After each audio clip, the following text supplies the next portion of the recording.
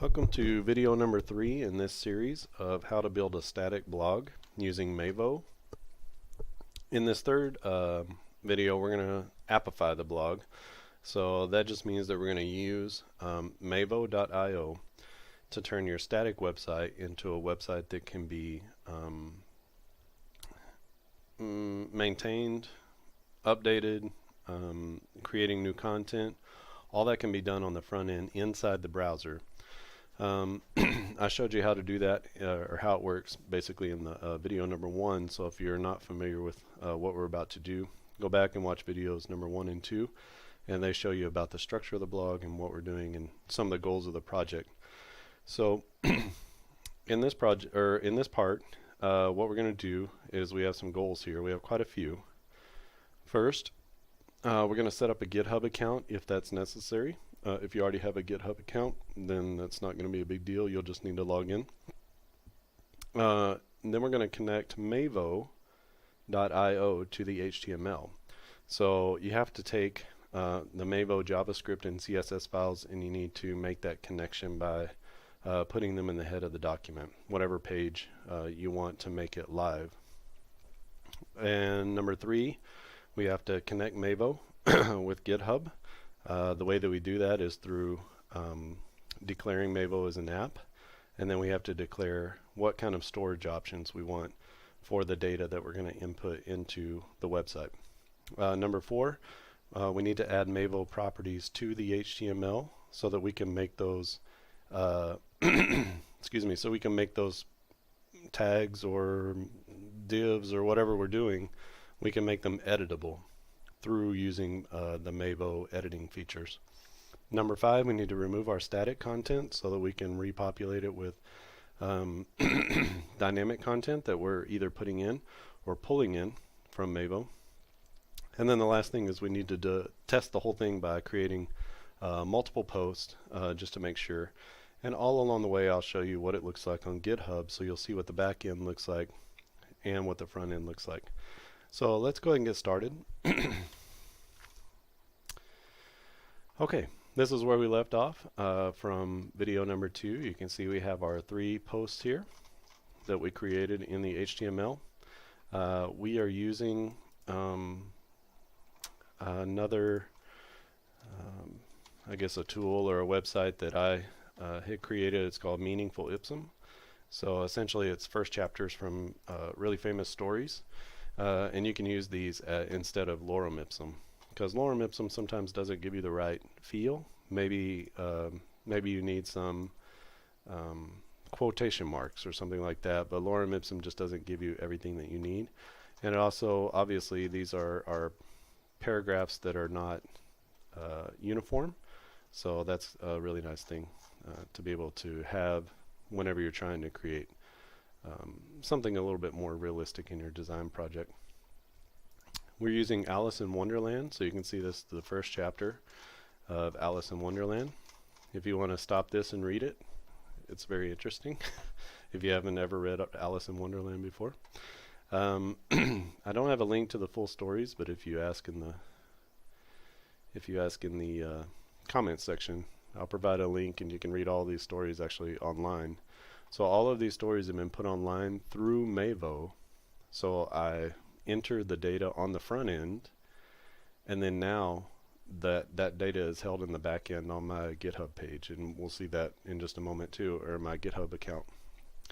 And all of that data is being pulled into 2 different websites. So it's being pulled into this website, but also another website where you can read the whole story. But here I've just merely pulled in the first chapter of each website instead of pulling in all of the website content or all the book content. So that's how it works, and Mavo is a really cool technology through MIT, and they're actively developing it and building more and more, fixing bugs and creating more documentation and more examples and samples. So this is something that's going forward and something kind of for the future of web design. So that you don't need a back-end administration tool to be able to make changes, additions, different parts of your website to make changes to it. So let's get into the code here. So what we need to do in order to connect Mavo is we need to take our HTML and we need to kind of update it. We need to give it some new attributes. Mavo uses attributes, just like this. So href is an attribute, same here. And the way that we do that in the Pug is we use parentheses for an attribute. But we need to turn this main section into an app. Now you can turn the whole thing into an app and just wrap everything in the Mavo app, but I'm not really interested in changing the site title and all that kind of stuff, so we can leave that in the HTML, and which is also the beauty of Mavo. So any sort of configuration you want to do, if you only want to make one section or one part editable on the front end, then you can do that. If you want to make the whole thing editable, then you can put properties everywhere, or you can do 2 different JSON files or 5 different JSON files based on different things. So maybe you want, if you have some settings and you want those settings to be held somewhere else in a different JSON file, then you want your feed to be held so that they're not all together, and it kind of it will point to that JSON file and bring in the appropriate information. So there are different ways to kind of use Mavo in an advanced way based on file structure and stuff like that. So that would be for another video. But today, let's go over to mavo.io, mavo.io.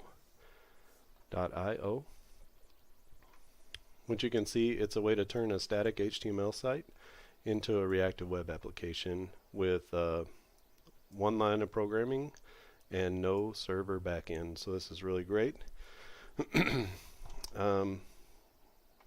Let's get into the get started part. That's what we really need, is how do we get started. In order to use Mavo, you need to download it, the link to the JavaScript and the CSS files, and you need to put them in the head section just like this.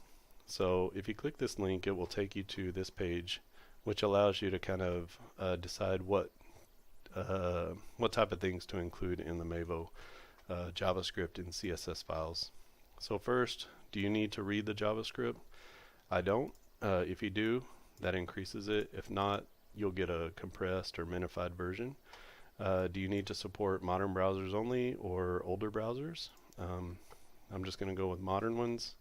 And then I'm going to go with the latest stable version, but you could also go with the very latest version. So it's in the distributed folder. Otherwise, here is our script.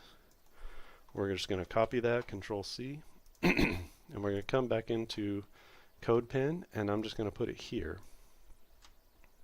So just like we had talked about putting our Google fonts in the head section, and we have our meta tag, our viewport tag, we can put our script and our CSS link right there in the head section. So it will be loaded when this page is loaded in the head section. So let's save that, and now we have Mavo connected. We made the connection to the Mavo content, so it's being fed to us. Now we need to connect our HTML to that content, and the way that we do that is we come to getting started again, and the thing that we need to do is define a Mavo app. And so we do that using the mv-app attribute. So we go back to our code, and I just want the whole main section. So everything, in this white space here, I want this whole main section to be appified or turned into an application. So in Pug, I do parentheses and I say mv-app, and that's going to be equal to blog feed is what I'm going to call it. You could call it anything. You could call it whatever you want. This is going to be the name of your JSON file. So whatever you call this will be the JSON file. So just think about something that would be understandable by others. And then the second thing that we need to do is we need to decide on the storage. So how are we going to store the data that we're bringing into our app? So the first way would be to store it inside of the local storage, And you can find the local storage under, in Chrome, it's under Application and Local Storage. So you have a couple of different options. Local storage holds things until you take them out of the local storage. Session storage will hold things until the person closes out the browser window. So it's really only for a session if you just need to hold a piece of information that the person can use or you can reuse in your code. Then just do it for the session if you don't need that to be a persistent value that you reach into. But if you need something to be persistent every time the person gets on the web with their browser on that particular computer, then use local storage because it'll persist even if the person closes the browser. For our purposes, we want to be able to use we want to be able to see this blog content on multiple devices, not just one computer. So we need something that is not local to a computer. We need something in the cloud. And Mavo offers multiple options for storage. One is local storage. So you would just do mv storage dash local or equals local. Or you can use GitHub, which is what we're going to do. You can use Dropbox. You can store things inside of an HTML element. Or you can read from other sources. You can even create your own storage backend if you want to build that with JavaScript. For our purposes, we're going to use GitHub as a repository for our JSON file. And the way that we get that to work is we go back and we need to say mv-storage equals, and then we need to connect it to our account, and the way we do that is like this. So github.com/your username, and then if you want to give it a specific repo name, then you can, and you'll direct where you put that JSON file.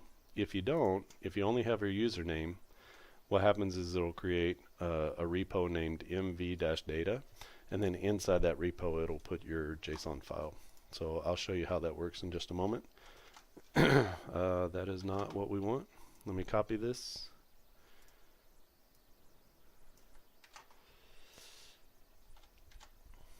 And then my username is just my name, Brian Haferkamp. And now we are connected. And the way that you can know that you're connected is you see now the Mavo toolbar. Now this toolbar is what you'll use in order to edit and to save and to log in and log out. Right now I have to log in. I'm not logged in to my GitHub account. And we're finished here. So we are connected, so I can just go ahead and log in. And it's kind of a weird thing.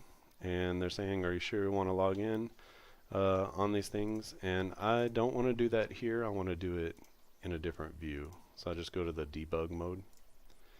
And then I can see this essentially like it's going to be whenever I'm logged into the website or when I'm looking at the website.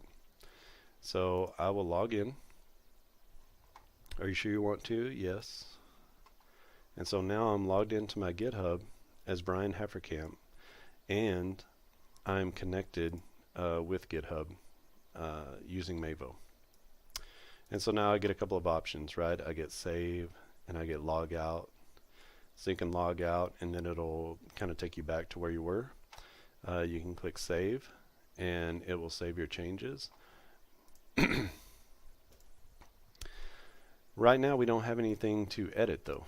Like there's nothing to save. So I'm clicking all over the place. There's nothing for me to click on and make changes to, and that's because I have not declared any properties. So properties are the key things that make things editable. And the way you do that is you just add something that says property equals and then whatever the property name is. I've been told using camel case is okay, using underscores is okay, but using dashes is not okay. So it's not something you should get used to. So either put things like this where it's all lowercase, or use camel case or use underscore. So we need to go ahead and make all of our properties editable. You can see here the original said Lee Varu, and right now I've changed it to be Brian Haferkamp. And when I click edit, I can go in and I can make a change. I can even tab between the two. When I'm finished, I can get out of the editing, and now I can't click on anything. It's not editable, and I can save it. Right now it's saving it to my local storage. You can see here that the storage is local, and when I refresh, it should say Joe Blow, because it should be pulling in all of the content from my browser. You can see. Alright, so properties, we need to decide which of these things we want to change for each post. So right now I want to change the feed title. So I want to make a property here. So I would say property equals post title. And now I get an edit icon up here. You can see that. So I'm going to save, and I'm going to look at it over here. And now I'm logged in, and I get an edit button. And when I click edit, I can find out what's editable by hovering over it. So you can see that it turns yellow. If I click on it, now I can edit that. And then when I click, when I'm finished editing, I can go back and it's not saved yet, but I can continue to edit different things. If I have editing on, then I should be able to edit anything else that has a property, which we don't have anything else yet, but I would be able to. So I can then save it, and when I save it, it goes and saves to my GitHub account, which I will show you what that looks like. But I've changed the title of the post clearly, and then when I come back and I refresh, it pulls in the name of my post. Now you see a little bit of flash there because it takes a little bit of time for it to load in the new content, and that's because we have something here. If we take this out of the HTML and then we come back, there's nothing there, so it's like it's loading all the information and it's blank. You can see that again. See how there's nothing here, and then it loads it in and gives you the right thing. You can put dummy text in there. You could put some sort of an image or a blank image so that the space is filled.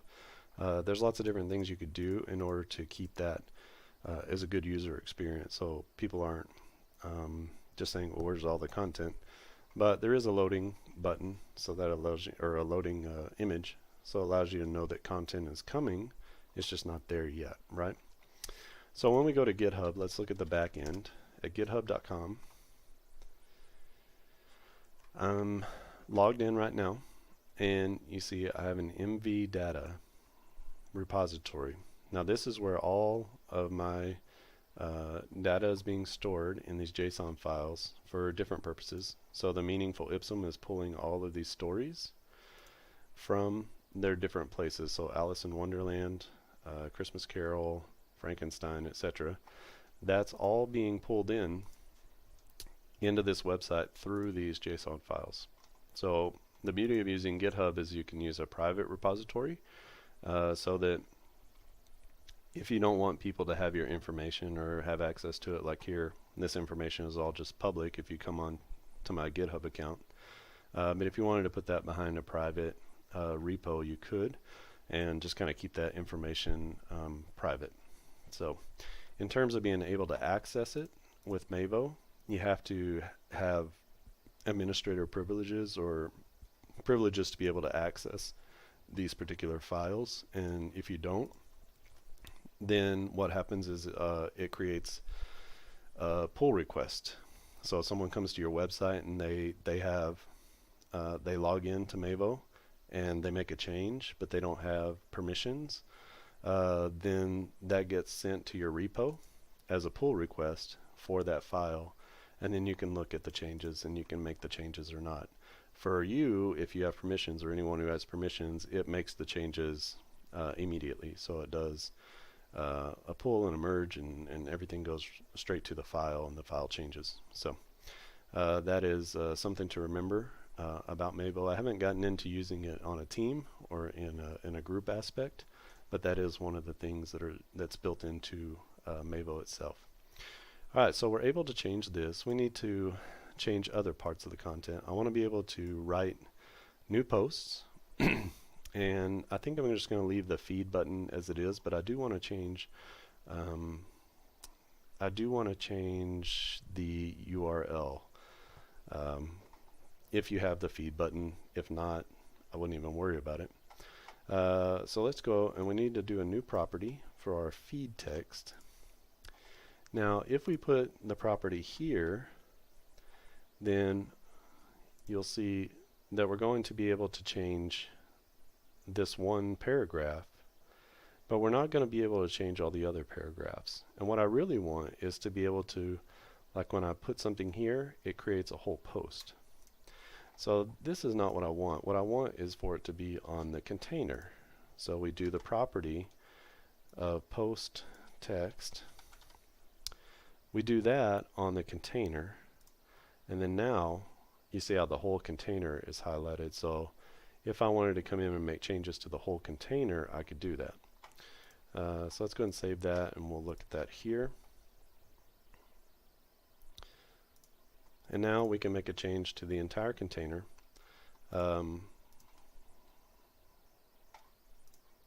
We need to get rid of this. And we'll try that again. So whatever we write up here is what we want to be the text. So if we go back to our first chapter here, and we do our first 3 paragraphs again, we should be able to put those right in there like that. And when we click save, it saves it. Now when we get out of editing mode, it's going to push all this together, and I'll show you how to change that. But you have a save, and we're going to save it, and then we come back and we refresh, and now we have the information, not that we put into the HTML, but the information that we just put in from the front side. Now this is being fed by blogfeed.json, and you can see here that our post title is a new post, and our post text is all the chapters that we just put in, or the 3 paragraphs we just put in there. So Mavo is going from this front end to the back end on GitHub, getting the information, putting it into the right spots based on those key value pairs, and then it's outputting it to the HTML. So this is all being done largely on the back side through an AJAX request, and that's why you see the image loader, because it's doing it on the page load. So that is the fundamentals of how Mavo works. Now I'm not going to mess with the button right now. In fact, we can just remove the button, and we'll just have a basic blog, right? So just a basic blog page. So what I want to do is you can see how much it saves. So this is all that we need in our HTML, as opposed to all of this. So this is all hard-coded, and this is dynamic. So the difference between loading your HTML in the HTML and loading your HTML through JavaScript or something like that, that's the kind of difference that you're talking about here. Only we have containers here, and then we're loading in the data into those containers. So it's more, you could build it more semantically. It's going to be better for SEO and different stuff like that. So it's a really great, I guess I'm just trying to explain, get you to see the advantages of being able to use a system like this. So what we can do, since we're not going to use the feed button, let's just get rid of that. I'm just going to get rid of all this HTML content. So this is our app right now, and this is our post. Now what I want to do is I want this feed group to reproduce over and over. I want to be able to click a button and then create a new post, and I want that post to have the header, and I want it to have the article inside of the post and be able to edit them. So the way that we can do that, there's something called a collection, and it uses the mv-multiple attribute. And what happens is, instead of doing things one at a time, things can be added dynamically. So this is in the HTML. This is being dynamically generated through this button. And then when you save things, then it gets saved. If you wanted to delete it, you could delete it. So you can see some of the advantages of being able to use collections. And what we do is we add the mv-multiple attribute, and it's that element that is going to be multiplied, not the container of the collection. So if you, like, we want a container multiplied, we don't want to multiply the post and then have another post title and another title and another title. We want to have a title and the text as a group. So what we do is we come up here to our feed group and we say property equals feed group. And then we also need to make this feed group a multiple. So we say mv multiple.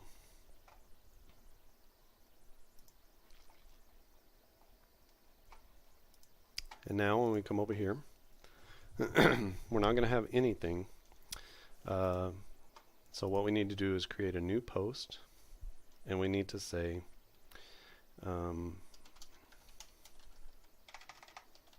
new post title, and then we have our text here, and then we put that text in there, and then we're finished editing. We click save, we come back, and it should have our information there, right? So it shouldn't look wholly different, other than we have something called feed group now, which is a little bit different than this.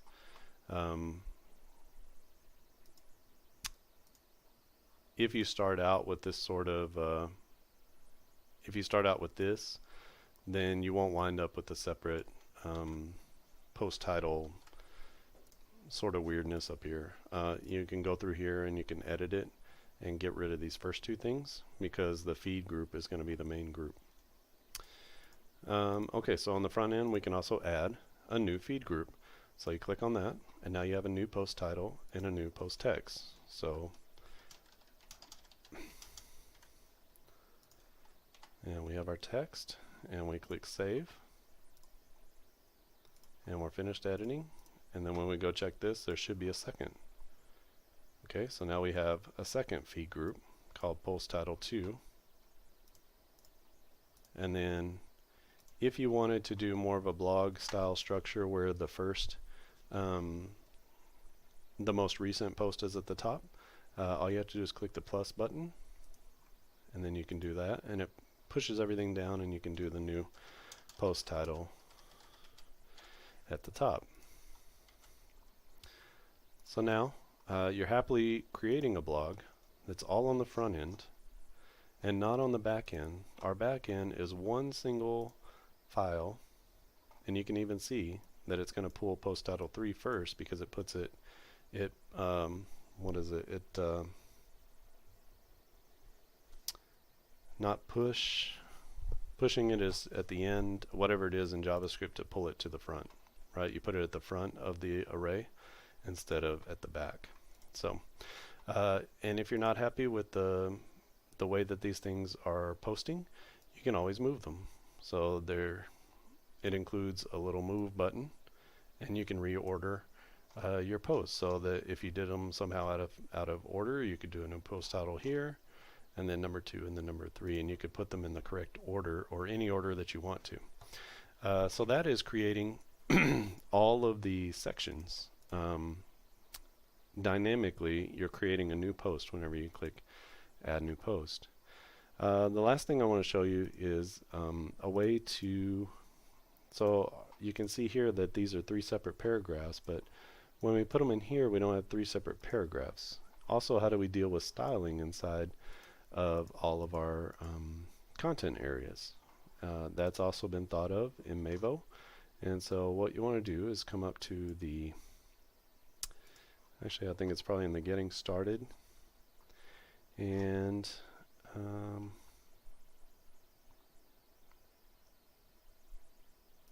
think it's under properties, if I'm not mistaken.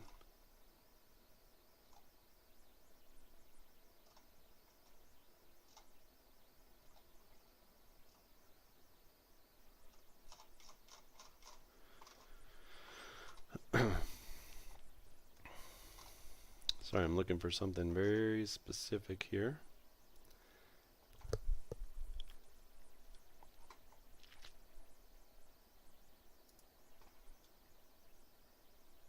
Oh, I'm sorry, it's a plugin. So I have multiple plugins that can kind of extend Mavo a little bit. One is you can add a rich text editor into this part right here. Another one is you can use Markdown, which I like. So you can edit your properties with Markdown, and then when you save them, it displays them in HTML. You can import some HTML, which lets you do a lot of interesting things with pulling in information from different places. You can store data in the head or on the page instead of using JSON. There's a clear button on the toolbar, which allows you to just kind of wipe away all the changes, and then it goes back to whatever the default is. And then a lot of these are kind of back-end types of things, connecting it to Firebase or having an offline application, that type of thing. For our purposes, I'm going to show you Markdown and TinyMCE. And so let's click on that first, because I think this will be something that you recognize first. And the way we add plugins is we add the mv-plugins right where the app is, right where we call the app. And then this plugin is called TinyMCE. So we need to put the ID of the plugin up here. So mv-plugins with an S, and then we need to put the ID of the plugin, which is TinyMCE, and then it says so to use it you follow the instructions, and then you add the class of TinyMCE to the property that you want to be edited. So we want this property here to be edited, and so we take our post text and then we say a class of TinyMCE. Let's refresh our page over here, and when we edit this we should get like a rich text editor on this one. Let's see, there it is. So now you can see that you can highlight, if you highlight different things, you can give it different headings, or you can make certain text bold by highlighting it and making it bold. So this is just like a normal rich text editor that you would use. I think you can make your paragraphs this way as well. And so when you're finished editing, you can see that you've created paragraphs. So if we come back and we get our 3 paragraphs, let's see if it will just place the paragraphs like it should. So instead of this content, I'll save it and show you. Instead of that content, what we want is to just put our regular content.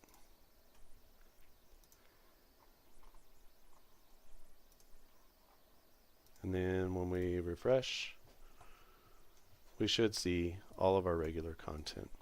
Now you can also see that it's picked up the styles that are here. So it's picked up the sans serif style, but we have a serif font here.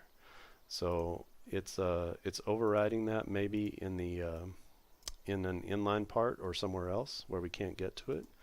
So one of the things I like to use, and it takes a little bit of getting used to if you're not used to writing in Markdown, but you can actually use Markdown, and what it does is it'll help you to deal mainly with the data, and it has a limited amount of predetermined, I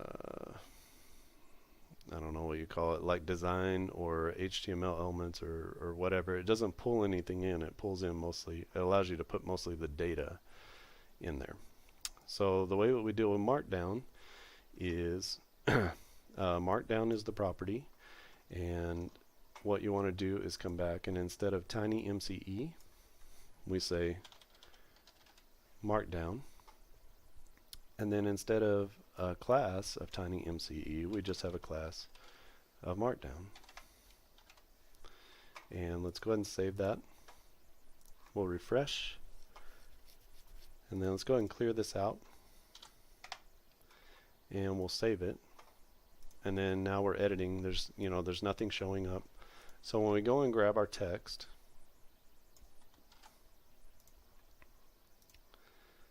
and we edit using Markdown, and we put this in here, we get the same thing, except you can see that it's taking on all of the styles from this website. Now if you know Markdown, you can get in here and you can do some different things with the Markdown itself, and you can write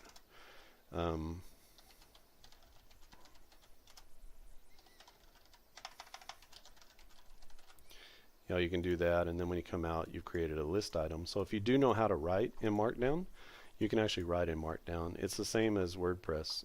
In WordPress, you can write with Markdown as well. So this is probably not completely new for most programmers or web developers. If you're not familiar with Markdown, you can look for, I would say, what's it called? It's called a Showdown cheat sheet, and it's this one here, and it actually takes you through how to use the Markdown and how to write. So you use these hashtags for different sizes of headings and things like that. So it takes you through all the different ways to write the different elements that you do, lists and emojis and bold and italic and all that. So I would encourage you to find this particular website if you're going to use Markdown. So that is adding the Markdown plugin, and with that you should be able to write pretty much anything that you want to as far as a blog post is concerned. And we'll just clear these out, and we'll save again. Once you delete those and save it, it's saved on your back end.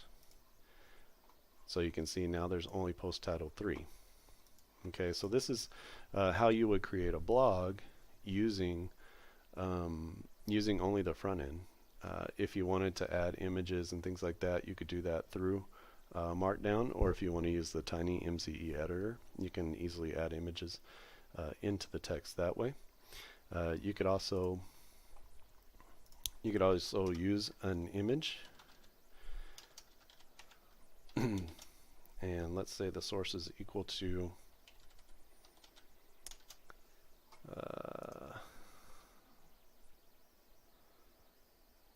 photos.pixum. Okay. So let's say you can use a photo like this, and that'll be the source. And so it should add our photo in here. You can see. Let's just say 300 by 300 pixels. So it adds our photo into the post, and then if we give our photo a property and we make that property equal to post image, let's do image, and we save, then we come back out here and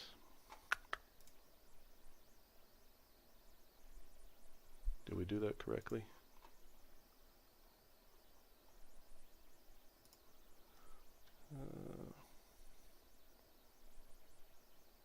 Maybe we didn't do something.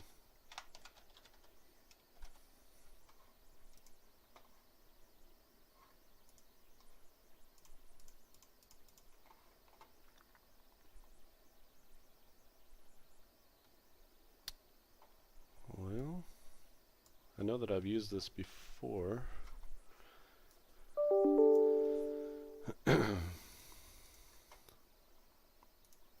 When you go to the source documents for Mavo and the getting started, you can see that you can use any elements for your properties.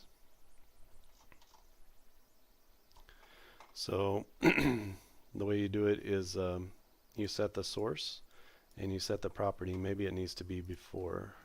Is that what I'm doing?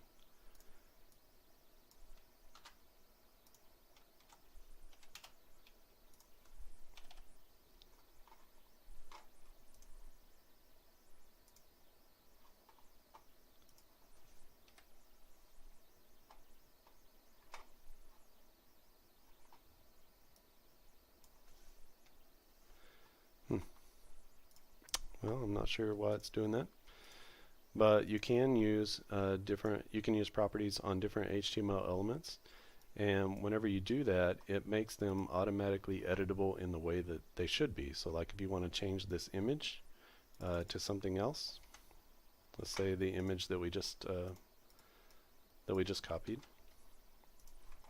then you can go in here, change the image, and then now you can see that the image has been changed.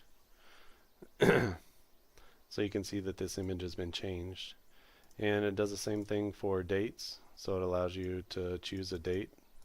There's a little date picker,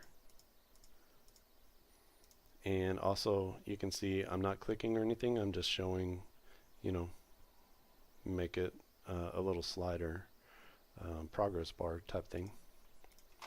And so those elements, as long as they're HTML5 elements, it knows how and that it needs to make them editable. I'm not sure what's going on here and why it's not allowing me to do that. It's very strange, but you would be able to add an image in if you wanted to. So that is using Mavo in order to produce or to create content. When you're finished, you can just log out, and then you'll be able to see your content just as it is.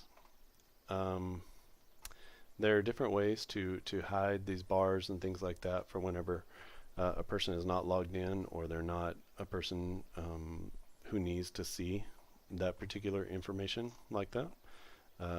And you can dig into some of those things here at the Mavo getting started part of the website.